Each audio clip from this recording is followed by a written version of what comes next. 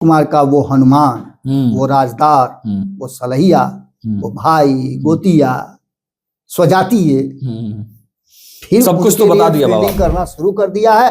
और निश्चित रूप से 14 तारीख के बाद एक बार फिर से हो सकता है कि ठुमुक चलत रामचंद्र बाजत फिर से दही का टीका लग सकता है। दही का टीका लगाने के लिए पैदल पैदल जा सकते हैं, पैर छू के प्रणाम कर सकते हैं और दही का टीका लगा के कह सकते हैं कि अब तो भाजपा को किसी कीमत में नहीं आने देंगे। बिल्कुल, मैंने यात्रा कैंसिल किया है, अभी भर खरवास तो यात्रा नहीं करेंगे जी।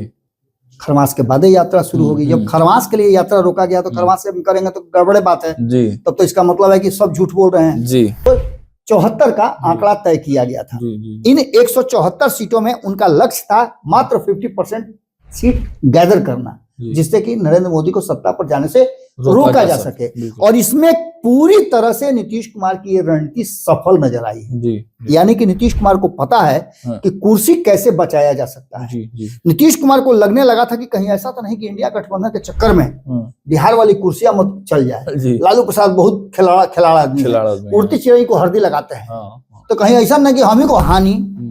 14वीं यात्रा पर टिकी हुई है कि 14वीं यात्रा से क्या खोया क्या पाया जी। तो आपको सब कुछ समझ में आने लगेगा जी जी बिल्कुल। नीतीश कुमार 4 सीटों के उपचुनाव में क्लीन स्वीप करके जीते, एनडीए की 4 सीट पे जीत हुई। पारंपरिक सीट जो थी वर्ष मीटिंग्स हुई, कई कार्यक्रमों में उन्होंने तेजस्वी यादव को अपना उंगली पकड़ करके बार बार ठेल करके आगे ले आकर खड़ा करते थे।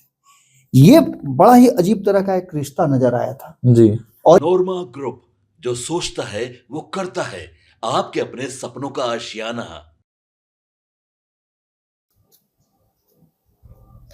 नमस्कार, मैं हूं सागर कुमार, भारत लाइव देख रहे हैं। हर रोज की भांति आज फिर से हम मौजूद हैं बिहार की पॉलिटिकल चर्चा गर्म है लेकर।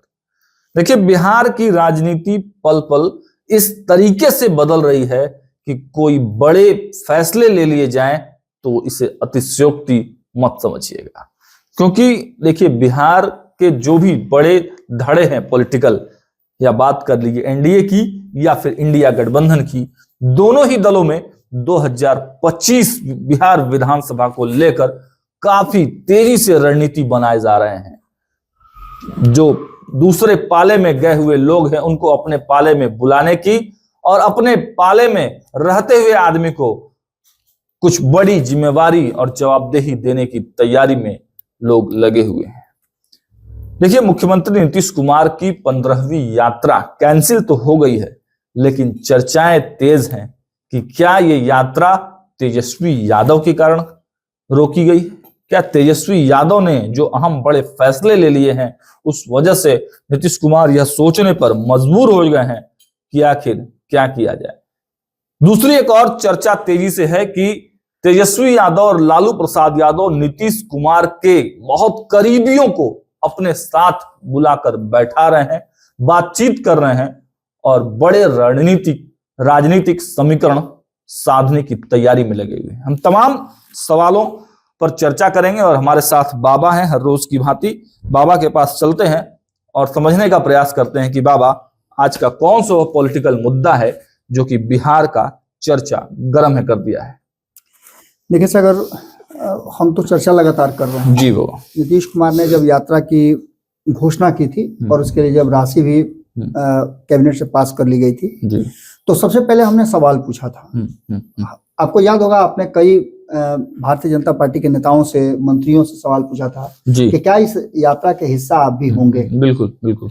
किसी के पास कोई जवाब नहीं था। हमने यहाँ तक कि महिला जो मंत्री थी कुमार की, उनसे भी पूछा था जी, उनके पास भी कोई जवाब नहीं था। तो सीधी तौर पे अब तक जो नीतीश कुमार ने 15 में से 14 यात्राएं कर ली है और 15वीं उनको कैंसिल करनी पड़ी। आखिर क्यों कैंसिल करनी पड़ी? बड़ा सवाल है वो। ये एक सवाल इसलिए बड़ा हो जाता है कि इससे पहले जो हम बहुत पीछे नहीं जाएंगे, हम सिर्फ उनकी 14वीं यात्रा की चर्चा करेंगे जी। समाधान यात्रा 2023 के जनवरी में समाधान यात्रा हुई थी और समाधान उन्होंने अपने लिए खोज लिया जी। 2022 में वो आए थे, जुलाई में, अगस्त में आए थे, माफ कीजिएगा, अगस्त में आए थे। अगस्त क्रांति के दिन 9 अगस्त को शायद वो आए थे जी। और 15 अगस्त को इसी गांधी मैदान के प्राचीर से तेजस्वी यादव को लेकर के उन्होंने नरेंद्र मोदी और उनकी सरकार पर क्या क्या नहीं कहा था जी। बिल्कुल। मीडिया वालों को भी टारगेट करके कहा था, बगल में मैं खुद वहीं पे मौजूद था इसलिए मुझे याद है। वो कह रहे हैं आप लोग का तो पहरा है ना जी। बगल में बैठे हुए तेजस्वी यादव मंद मंद मुस्कुरा रहे थे और नीतीश कुमार ने कहा था कि 10 लाख का है 20 लाख, और बड़ी खुश नजर आ रहे थे। उसके बाद कई मीटिंग्स हुई, कई कार्यक्रमों में उन्होंने तेजस्वी यादव को अपना उंगली पकड़ करके बार बार ठेल करके आगे ले आकर के खड़ा करते थे। ये बड़ा ही अजीब तरह का एक रिश्ता नजर आया था जी। और ये रिश्ता स्वाभाविक इसलिए लग रहा था कि दोनों समाजवादी विचारधारा से निकल करके आए हैं जी। बिल्कुल। एक के पिता समाजवादी नेता, बड़े समाजवादी नेता, सामाजिक, दूसरा नीतीश कुमार उनके परम प्रिय मित्र हैं, और एक साथ इन दोनों ने राजनीति भी शुरू की और आंदोलन भी शुरू किया जी बाबा। तो इन्हें पता था कि राजनीति कैसे होती है और किस तरह से आम जनता से जुड़ा जाता है। खैर, वक्त के हिसाब से सत्ता बहुत कुछ आदमी को कहा जाता है ना कि जब रोटी को बहुत देर तक नहीं पलटी तो जल जाता है जी जी। वैसे ही अगर सत्ता को नहीं पलटा जाए तो सत्ता भी कहीं ना कहीं आवारा हो जाती है जी जी। बिल्कुल इसी अंदाज में सब कुछ चल रहा था जी। और इसी को लेकर के आपने देखा होगा कि लालू प्रसाद को सत्ता से बेदखल करने के लिए नीतीश कुमार ने हर वो स्वांग रचा, हर वो काम किया जो उन्होंने लालू प्रसाद को सत्ता में बैठाने के लिए किया था जी।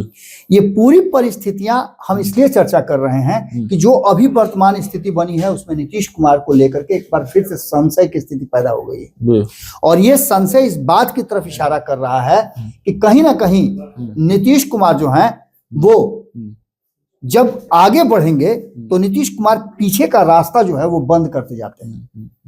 ये पूरी कहानी 14वीं यात्रा पर अगर टिकी हुई है कि 14वीं यात्रा से क्या खोया क्या पाया जी। तो आपको सब कुछ समझ में आने लगेगा जी जी। बिल्कुल। नीतीश कुमार 4 सीटों के उपचुनाव में क्लीन स्वीप करके जीते, एनडीए की 4 सीट पे जीत हुई। पारंपरिक सीट जो थी, बरसों से जिस सीट पर जीतते चले आ रहे थे, किसी जगह किसी पर 8 बार, किसी पर खानदानी चल रहा था, उन सभी सीटों को हारने के बाद राष्ट्रीय जनता दल अपने लिए तैयारी करना शुरू कर चुकी थी। लेकिन नीतीश कुमार के लिए एक अलार्म था जी।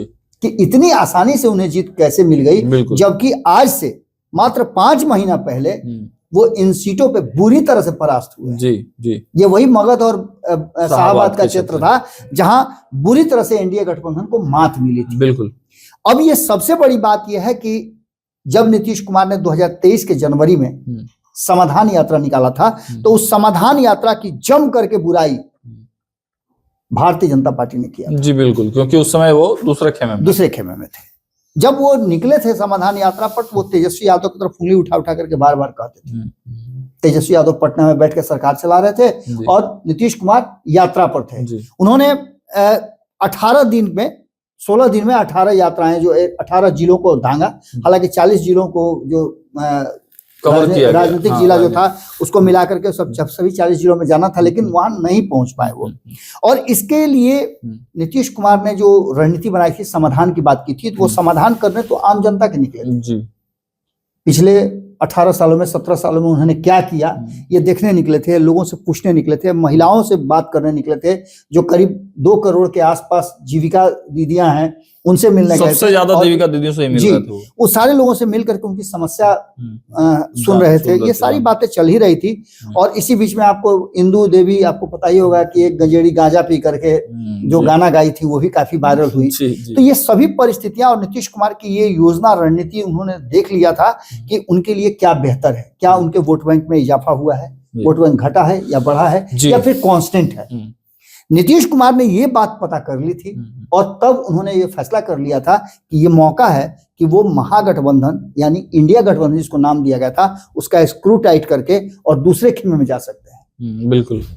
क्योंकि नीतीश कुमार को भी लग रहा था कि जिस तरह से राम मंदिर का रामलला को लाया गया और भारतीय जनता पार्टी ने इसको एक पॉलिटिकल मतलब आप समझिए कैश करने का प्रयास किया। और सबसे बड़ी बात कि कर्पूरी ठाकुर जी को भी भारत रत्न दे दिया गया।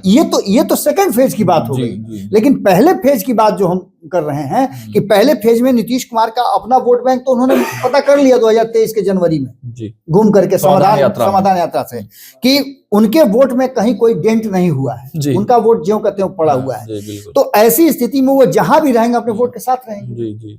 नीतीश कुमार की सबसे पहले जब वो एनडीए से बाहर आए थे तो उन्होंने क्या फॉर्मूला दिया था? उन्होंने फॉर्मूला दिया था कि जिस राज्य में जिस दल की, क्षेत्रीय दल की बढ़त है या उसका वर्चस्व है वही वहां लीड करेगा जी। बाकी के जो दल हैं उसके कहने पर उसके द्वारा बनाए गए रणनीति पर काम करेंगे जी। और ये सफल हुआ। बिल्कुल। दूसरा, उन्होंने 162 का आंकड़ा तय किया था और उसके बाद झारखंड को भी जोड़ करके उसके 14 सीट 174 का आंकड़ा तय किया गया था। इन 174 सीटों में उनका लक्ष्य था मात्र 50% सीट गैदर करना, जिससे कि नरेंद्र मोदी को सत्ता पर जाने से रोका जा सके। और इसमें पूरी तरह से नीतीश कुमार की ये रणनीति सफल नजर आई है। यानी कि नीतीश कुमार को पता है कि कुर्सी कैसे बचाया जा सकता है। नीतीश कुमार को लगने लगा था कि कहीं ऐसा तो नहीं कि इंडिया गठबंधन के चक्कर में बिहार वाली कुर्सियां मत चल जाए। लालू प्रसाद बहुत खिलाड़ा आदमी है, उड़ती चिड़ै को हल्दी लगाते हैं, तो कहीं ऐसा नहीं कि हम ही को हल्दी लगा के उड़ा दे। नहीं जी, बिल्कुल। तो प्लान तो बन ही रहा था कि नीतीश कुमार को दिल्ली भेज दिया जाए, नीतीश कुमार को ही कर दिया, नीतीश कुमार करेंगे ना, और उधर भी बढ़िया सम्मान नहीं जब तक वो कुर्सी नहीं मिलेगा तब तक ये कुर्सी नहीं छोड़ेंगे। बगल में कुर्सी रखिए प्रधानमंत्री वाली, तब जाकर के जब ई कुर्सी से उतरेंगे वो कुर्सी पे बैठेंगे। बस इसी समाधान यात्रा के दौरान मुजफ्फरपुर में जब नारा लगा था कि देश का पीएम कैसा हो तो नीतीश कुमार जैसा हो, और इसको लेकर के उन्होंने बहुत खुशी जाहिर की थी। हालांकि भीतर भीतर तो चाह रहे थे कोई कुछ बोले नहीं, लेकिन मने मने गाजत रही, धिया ससुरा न जात रही, मने मने गाजत। भोजपुरी में हमारे कहावत है कि जब लड़की की विदाई होने लगती है तो उसको नए घर में जाना होता है। एक खुशी होती है कि नए घर में हम जा रहे हैं, और दूसरी दुख भी इस बात का होता है कि वो पुराना घर छूट रहा है। जब रोती है ना तो दोनों बात उसमें आता है। खुशी के भी आंसू होते हैं, दुख के भी आंसू होते हैं कि हमारे माता पिता ने मेरे लिए एक अच्छा घर वर चुना है, जहां जाने के समय में वही कहावत है हमारे भोजपुरी में कि धिया ससुरा न जात रही, मने मने गाजत रही। ये नीतीश कुमार को जब प्रधानमंत्री के लिए कहा जाता था तो बड़ी सीना फूल जाता था। उनको लगता था कि जो 14 में सपना देख करके 13 में सपना देख करके बाहर आए थे, वो सपना मेरा पूरा होने वाला है। और ये सपना पूरा हो भी जाता अगर नीतीश कुमार वहां रहते और नीतीश कुमार पर लोगों को भरोसा रहता। लेकिन नीतीश कुमार हमेशा से संदेहास्पद रहे हैं, क्योंकि उनके फैसले कब बदल जाए ये लोगों को डर बना रहता है। इसी डर के कारण इंडिया गठबंधन ने उनको कमान नहीं सौंपी, कांग्रेस नहीं तैयार हुई। इसके बाद समाधान यात्रा के ठीक 1 साल बाद, जिस जनवरी में समाधान यात्रा थी, उसी जनवरी में 2024 में नीतीश कुमार महागठबंधन छोड़ करके फिर से एनडीए में आ गए और उन्होंने लोकसभा चुनाव उनके साथ लड़ा। अक्सर आप देखिएगा कि नीतीश कुमार अपने राजनीतिक जीवन में हर दूसरे चुनाव के बाद पाला बदलते हैं। जैसे 2015 में उन्होंने चुनाव लड़ा, 2005 में चुनाव लड़ा, 2009 में चुनाव लड़े, 2000 उसके बाद 2009 में लड़े, 2010 में लड़े, और उसके बाद उन्होंने अपने आप को अलग कर लिया। 2015 में वो किसके साथ लड़े, 2014 में किसके साथ लड़े, फिर 2015 में जो चुनाव लड़े थे उसका 2019 से पहले फिर पाला बदल लिया, 2022 में फिर अलग हुए, फिर 24 में साथ में चले। तो नीतीश कुमार 5 साल में अपने आप को रिवाइव करने के लिए और बिहार की जनता को रिवाइव करने के लिए कि भाई हम ही हैं जिससे आप शांत रहते हैं। संजय झा ने क्या कहा? संजय झा ने कहा कि देखिए भाई, नीतीश कुमार जी 2005 के बाद अगर बढ़िया काम किए हैं, आपको लगता है कुछ भी बढ़िया काम किए हैं, जंगल राज से छुटकारा दिलवाए हैं, 2005 से पहले घर से बाहर नहीं निकलते थे आप लोग, अगर आपको लगता है, याद कराइए अपने बच्चों को भी और बता दीजिए कि बस ये अंतिम चांस है, इसके बाद फिर नीतीश जी को नहीं देना वोट, अवधि भर नीतीश जी को मुख्यमंत्री बना देना है। और इसके लिए तैयारियां भी चल रही हैं। लेकिन अब यहाँ सवाल ये खड़ा होता है कि नीतीश कुमार ने इतना ठोक करके 225 करोड़ रुपया भी सैंक्शन हो गया, सारी तैयारी हो गई थी, अचानक से उन्होंने यात्रा कैंसिल क्यों हो गई? तो यात्रा कैंसिल करने के पीछे बड़ी विकराल कारण है। अच्छा, आपने कल एक खबर किया था, जी आपने उस खबर में बताया भी था कि नीतीश कुमार के किस तरह से चक्रव्यूह की रचना हो रही है और नीतीश कुमार उस रचना के मास्टरमाइंड है। जी, पहली बात, आरसीपी सिंह का भारतीय जनता पार्टी से बाहर होना। जी बिल्कुल, बाहर होकर के उनका अपनी पार्टी बनाना, और पार्टी का भी नाम जिस तरह से आशा विश्वास भरोसा रखा है उन्होंने, उसे साफ लग रहा है कि उनका आशा किधर से है, भरोसा किधर से है। आशा उनको अभी भी है, आशा अब ये आशा बाबा नीतीश कुमार की तरफ से है कि कहीं और से है। अब दूसरी बात, दूसरी सबसे महत्वपूर्ण बात कि कल मैं बात जब आपसे कर रहा था तो मैंने 2-3 बातें कही थी, उनको मैं याद करा देना चाहता हूँ, क्योंकि हमारे आपके बीच की बातें तो पब्लिक डोमेन में वो जानी चाहिए। जी जी बाबा। जब नीतीश कुमार महागठबंधन में थे तो महागठबंधन छोड़ करके इस्तीफा दे करके जीतन राम मांझी अपने पिता पुत्र दोनों सीधे चले गए थे एनडीए गठबंधन में।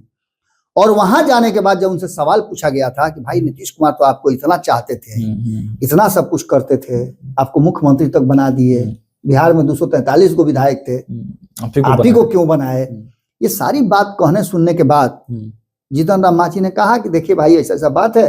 वो हमको बोल रहे थे कि अपना पट्टी विलय कर लीजिए, और हम पार्टी विलय कैसे कर ले, यही दुकानदारी मेरा, यही घर द्वार है, इसी पर मेरा रोजी रोटी चलता है। अभी तो पूरे परिवार के लोग और बचले हैं अभी। तो भाई हम दुकान में जब उनके हाथ में दे देंगे तो हम कौन दुकानदारी करेंगे, हम कहाँ से वसूली करेंगे, हम कैसे परिवार पर चलाएंगे? इसलिए नहीं दिए। हाँ, एक बात जरूर है कि नीतीश कुमार जी को हम जरूर कहेंगे कि हम आ गए हैं यहाँ, उनके लिए जमीन में पोछ पाछ करके जगह तैयार रखे हुए हैं, बैठेंगे यहीं आकर के।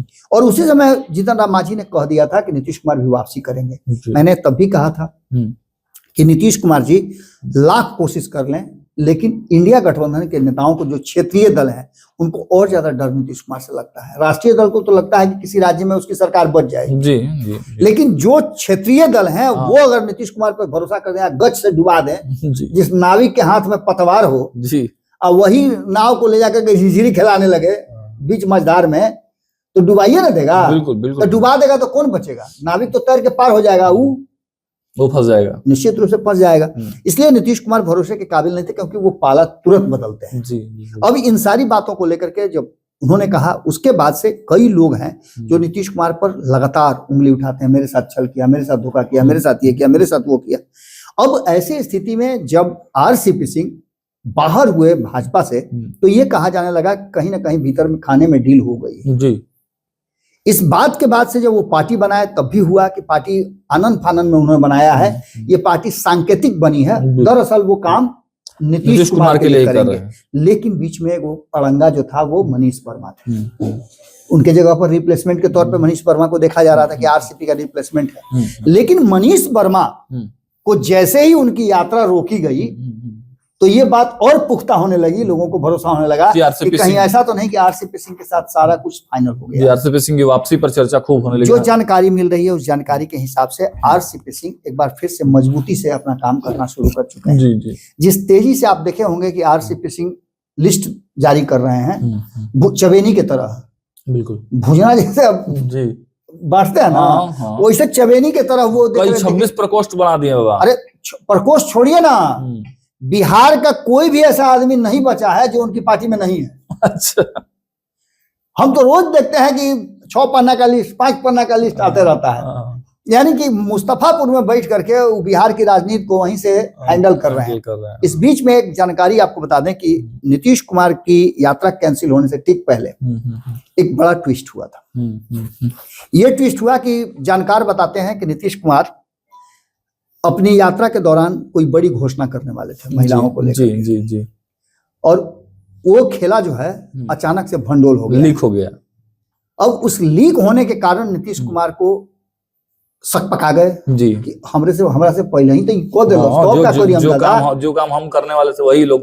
तेजस्वी यादव ने बड़ी तेजी से, आप देखे हुई है कि पटना भी नहीं पहुंचे, सीधे डायरेक्ट दरभंगा पहुंचे। और वहीं जाकर के उन्होंने बिना देरी किए सबसे पहला जो शब्द कहा वो यही कहा 2500 रुपए माँ या बहन योजना। अब उसके बाद से आप देखिएगा कि इस पर कितना हंगामा मचा हुआ है, या जो कुछ भी बातें हो रही हैं वो अलग बात है।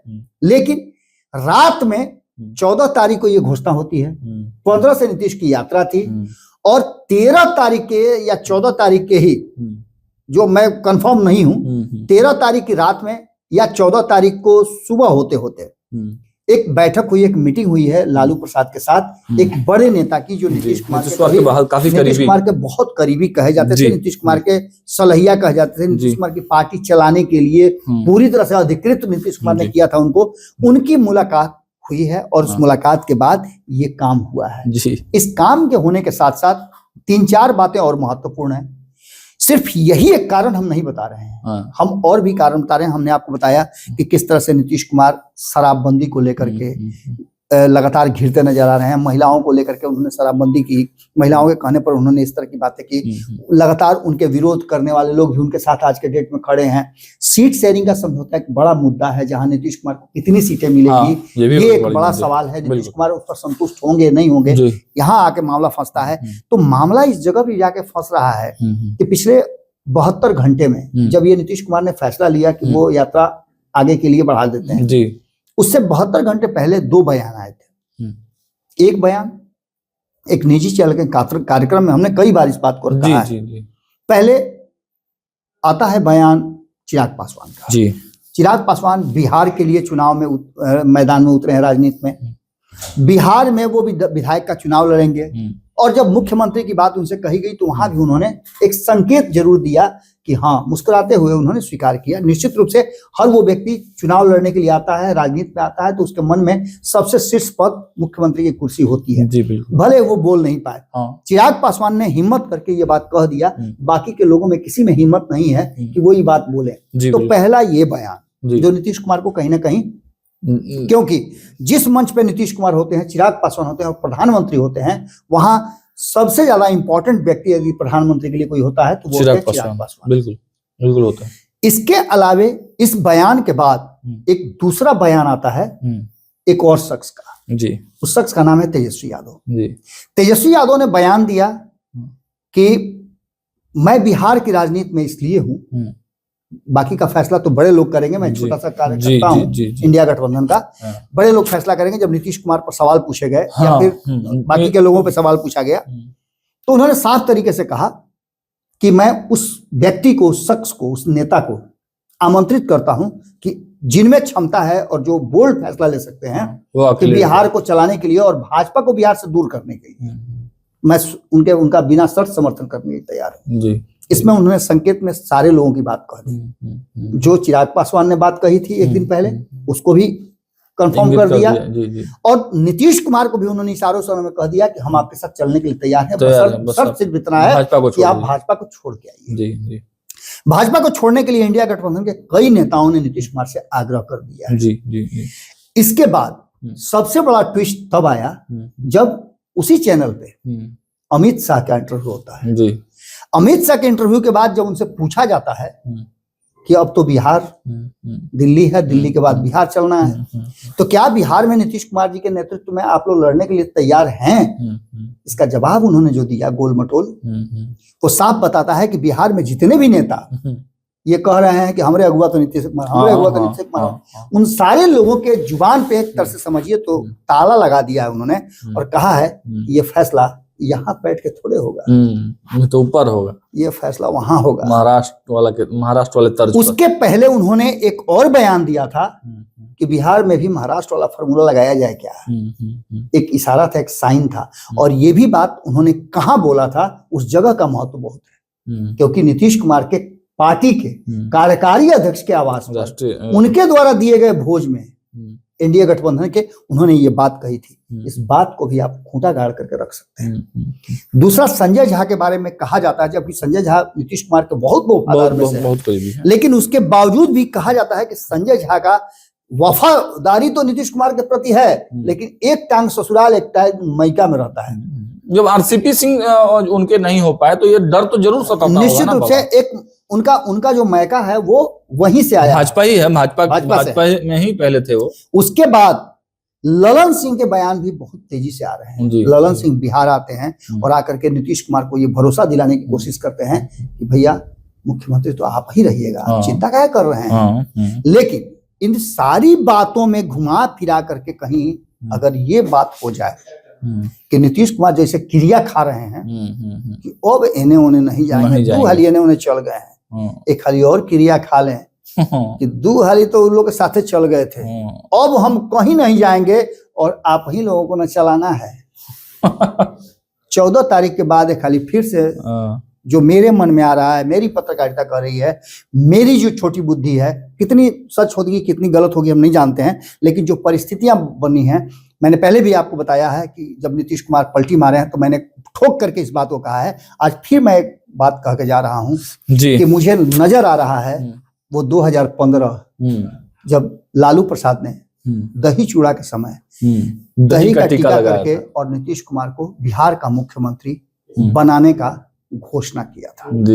और ये मुझे फिर से इतिहास जो है बड़ी खबर, बड़ी अपडेट। देखिए भारत लाइव पे सबसे पहले आप देख रहे हैं, बाबा हालांकि अपने अनुभवों के आधार पर बता रहे हैं, लेकिन कई बार बाबा की बातें, लगभग 99% बातें बाबा की सच भी होती हैं।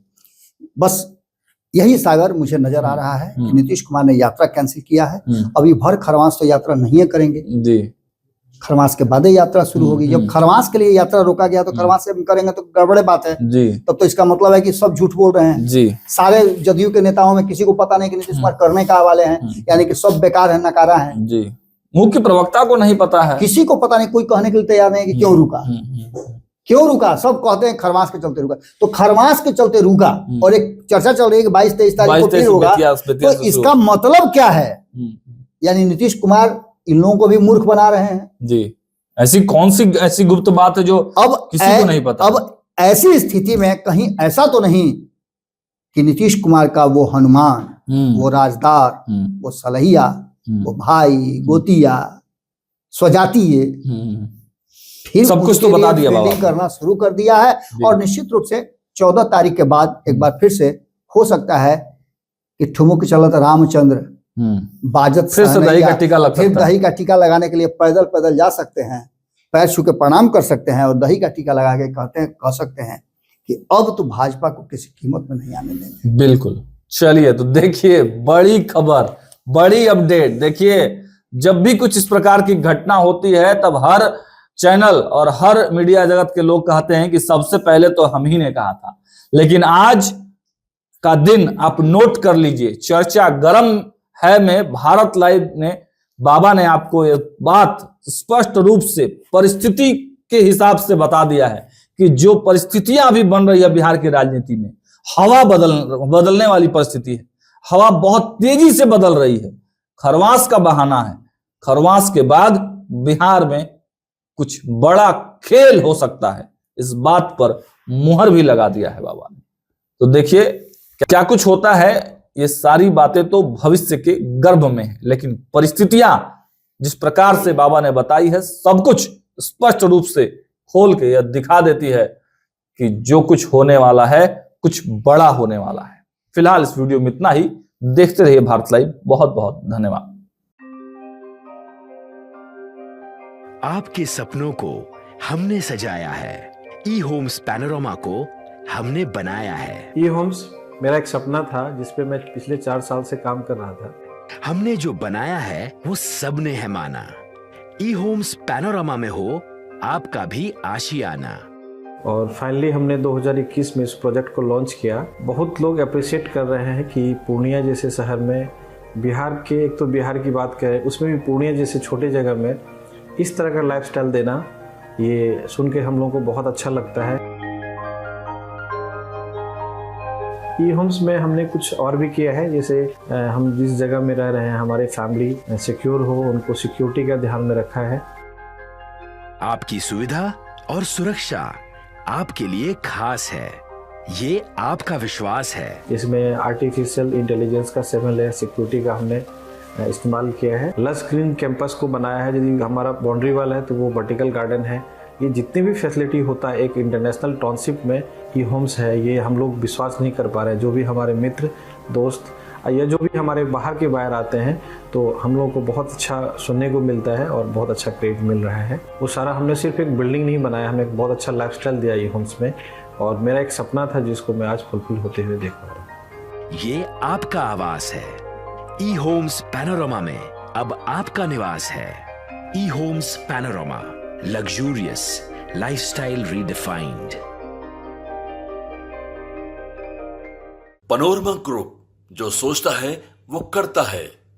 अगर ये वीडियो पसंद आई और वह बिहार के राजनीति और बिहारियत से सरोकार रखेनी तो सब्सक्राइब बटन दबा के चैनल के सब्सक्राइब कर ली। ओजे एगो घंटी बा, ओकरा बटन दबा देला से कुल सटीक और मारक खबर रुआ मुफ्त में मिल जाई। अगर रुआ पत्रकारिता के हमनी के नया प्रयोग में सहयोग कर चाहतानी तो ज्वाइन बटन दबा दी। पेटीएम नंबर नोट कर ली 9386816700।